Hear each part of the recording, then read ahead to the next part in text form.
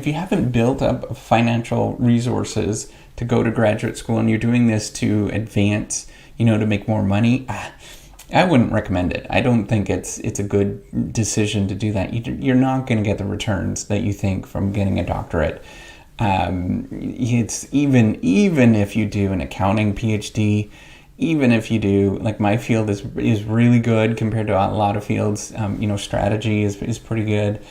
You do a finance degree, you're just not going to get the returns. You're really not, because you have this opportunity cost of going. So that's what you're foregoing, those working years that you forego by going and doing a doctorate.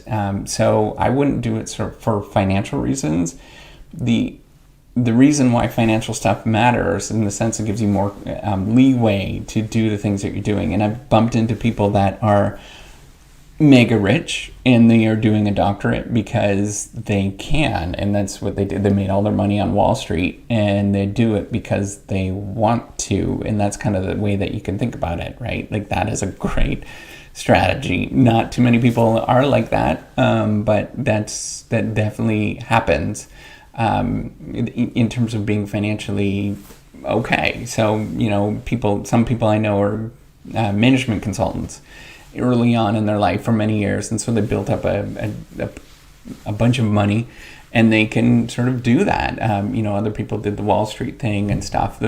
So there is that's there, and that's going to be the biggest reason that younger people are going to stop and they're going to freak out when they're doing the research and sort of go and do something else.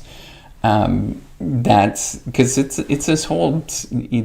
this problem in mathematics and in search and learning, which is what I study.